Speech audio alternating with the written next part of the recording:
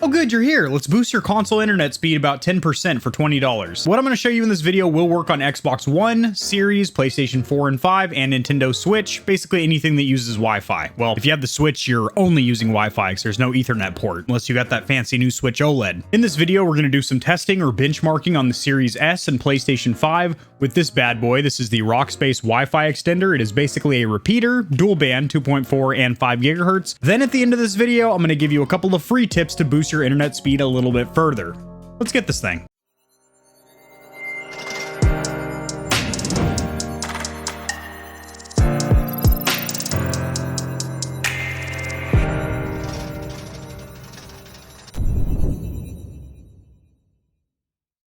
Alrighty, Stallions and Stallionettes, welcome to the Gamer Heaven. I am your host, AK40 Kevin. There will be timestamps in the description as well as on the timeline below, so you can skip to any section of the video that you would like. However, if you do want to maximize the speed of your console, I do recommend you watch the entire video, as I'm going to be sprinkling in little bro tips or nuggets of information throughout the video. Now, full disclosure, this was sent out to me for review. I haven't been told to say anything about it, so obviously I'm going to give you guys my blatantly honest opinion. If there are any cons or areas of improvement for their next version, I'll be sure to note that. So first of all, getting this right out of the way, of course, an Ethernet connection, a hardwired connection, is not only going to be higher peak up and download speeds, but it'll also be more consistent. However, for a lot of people, that simply is not an option because they are either renting a house or an apartment where they cannot drill into the walls or run Ethernet cables, and they don't want to have a 30-foot Ethernet cable running across the middle of their living room with their dog tripping on it and whatnot. Not to mention, for some people like myself, I have my PC hardwired, but I don't really stream from my consoles, nor do I really do any competitive multiplayer. I pretty much just download games and updates and then play offline single player games. If I'm live streaming or playing a competitive first person shooter, it's most likely over here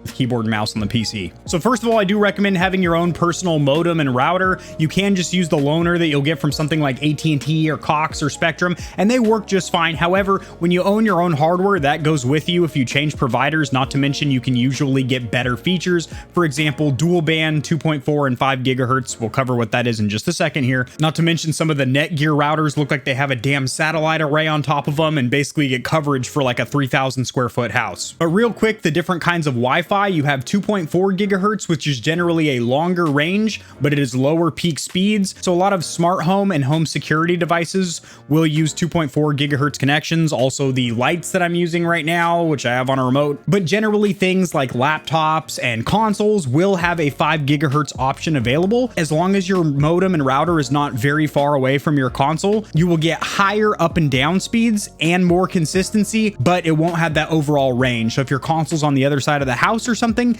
you might have to put your console into automatic mode, so it will on the fly change between 2.4 for a longer range and 5 gigahertz when you actually are receiving a signal. Now, the repeater or extender that we're using today will actually allow you to get further 5G coverage. You put this in the middle between your router and your console or whatever it is you're trying to connect to, and it'll basically do just that. Repeat or reboost up your Wi-Fi signal. Antennas here, and there is also an Ethernet port on the back here. There's a common misconception. By plugging into this, yes, you technically can get an Ethernet connection to your console, but it's not going to be the same as if you were to plug directly into the back of your modem, but it will be more consistent than just going off of Wi-Fi. And then other than 2.4 and 5 gigahertz, you also have what is called IPV4, which has been the golden standard for ages. And now, as of recently, IPV6 is becoming more adopted, and some devices such as the new Xbox Series actually do accept that band. However, there are very few modems and routers on the market that currently support it, and you will have to manually go into the settings and activate IPv6, but it does give you the highest speeds. Sharing my screen over here, the very first step, we're going to get a baseline as to our maximum speeds. So I'd recommend plugging in an Ethernet cable to the back of your modem, not your router, but the modem, and then plugging that into a laptop or desktop. Now, if you just Google internet speed test, you will get a ton of options here, literally hundreds of options, or you can just run this speed test here. So running my internet speed test program of choice, you're going to get your ping in milliseconds. That is how long it takes you to get or receive a signal from the server that you're getting hosted from, which in this case is in Mobile, Alabama. So not even in my own state. But anyway, 24 milliseconds, which is nothing to scoff at. That's not bad at all. Your download speed, which is currently around 900 megabytes per second. Yep, 906 down, which is going to be when you're doing things like downloading games, movies, etc. Or also when you are streaming things like Netflix, HBO, Disney Plus, etc. Now your upload speed, this is important for you streamers out there because obviously the higher the upload speed, the higher bit rate you can comfortably run on your streams, whether you're on Twitch, Facebook Gaming, YouTube Live, etc. So lower than my usual speeds, I generally see around 11 to 1200 megabytes down. So we're basically going to use this as a benchmark here to see how close we can get to this with Wi-Fi. Heads up, it is not going to be anywhere near this because, well, for one, my consoles are in another room from my modem and router, and two, the Xbox Series S and X and the PlayStation 5 don't have the best Wi-Fi cards in the world. My motherboard on my PC actually has a better Bluetooth and wireless suite on board, which is unfortunate because I don't even use the Wi-Fi on it, but we're going to run a couple of speed tests or polls without using the extender. Then we're going to use the extender, see if it makes a difference. And then I'm going to give you guys a couple of tips on how you can target Google servers and manually change a couple of settings inside your PlayStation or Xbox to get the best Wi-Fi speeds.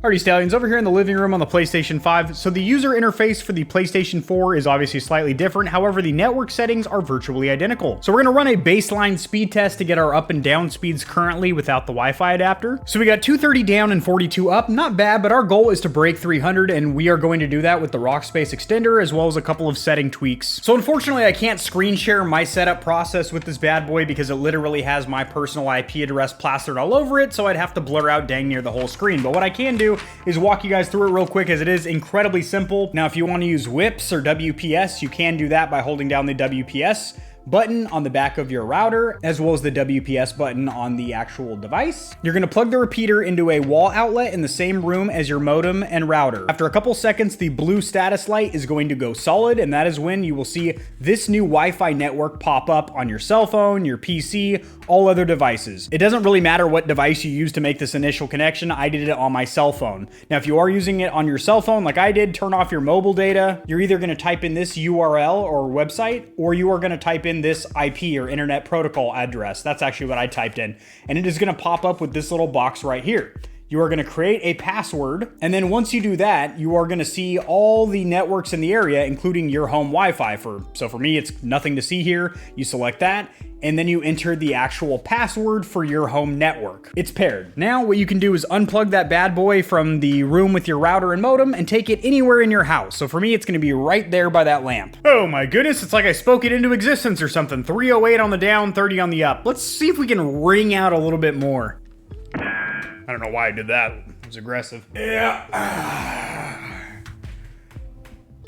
That'll do. That'll do just fine. 352 on the down, 50 on the up. That ain't too bad considering the PS5's Wi-Fi card is about as consistent as elderly kneecaps. About as strong too. So other than using the Wi-Fi extender or repeater, two other changes that you can do for free to your PlayStation 5 or in conjunction with this product to make sure you get the best speeds, and these are also identical on the PS4 as well. Coming over here to settings, you're going to go to set up internet connection. Now you can actually connect to these two networks. Now, when I am in 5G mode, I cannot connect to the regular extender, and when I am in 2.4 gigahertz, I cannot pair to the 5G extension.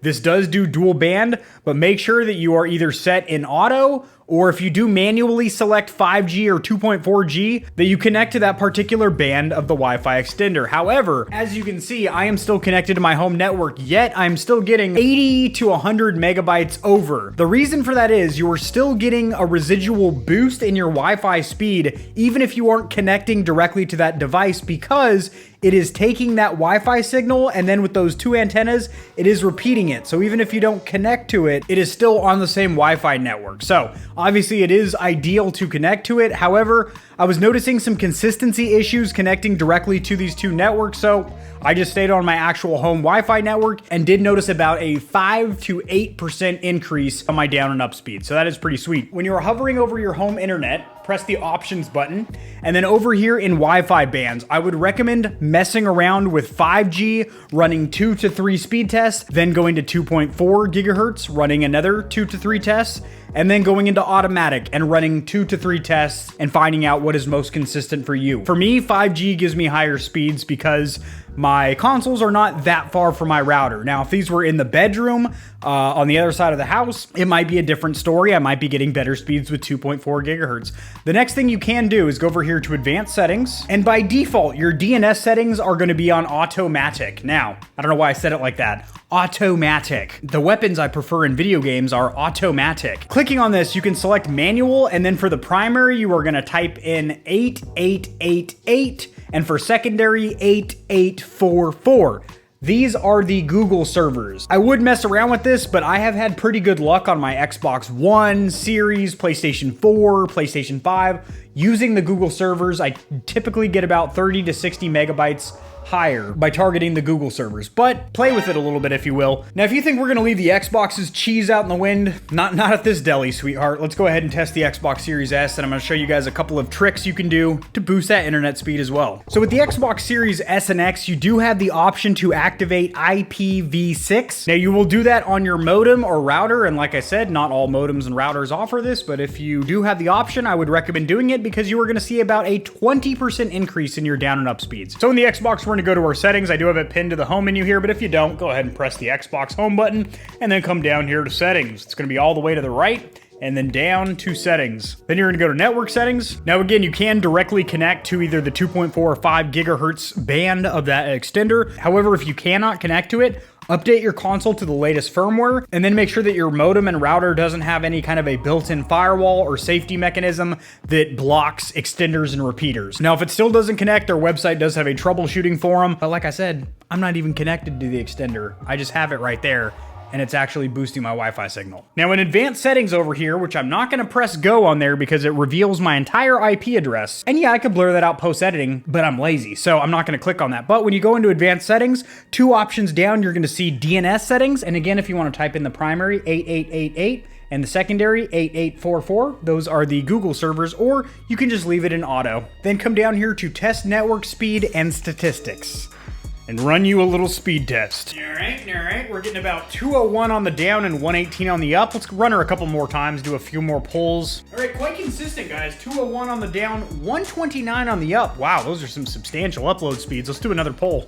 Yeah, well, it takes a lot to please me, but I'm pretty damn satisfied. We got 216 on the down and a 130 on the up. That is some crazy upload speeds. Interesting. So for comparison, before using the Rockspace adapter, I was getting around 170, 180 down, so pretty good little boost of speed for 20 bucks. I'm impressed. So does the Rockspace adapter actually work? Yeah, actually, I was a little bit skeptical at first because I have tested Wi-Fi extenders or repeaters in the past that didn't really do a whole heck of a lot. I didn't get any noticeable gains from them. Now, I will say about 2/3 of the devices that I connected to the extender would eventually boot off and then go back to my regular Wi-Fi network. But the interesting thing to note is after my benchmarking or my testing, I tested several devices, including my cell phone, tablet, and obviously the 2 consoles in the living room that you guys saw. And even when I wasn't connected to the extender, either the 2.4 or the 5 gigahertz, I was just on my regular home network, I was still getting a slight Wi-Fi signal boost. So that's pretty cool. So is it worth a pickup? I would have to say yes because of the convenience factor, because as I alluded to in the very beginning in the intro,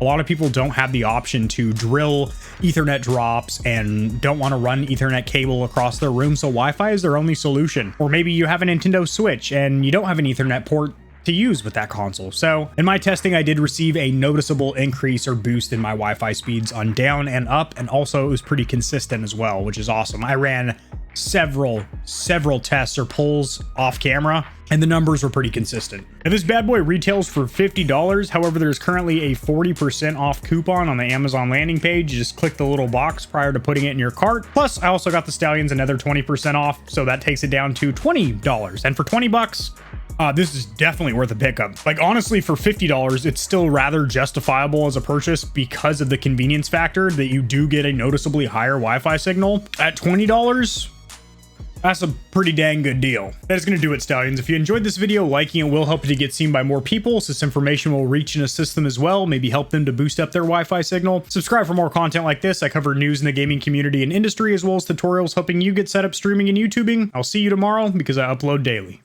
Peace.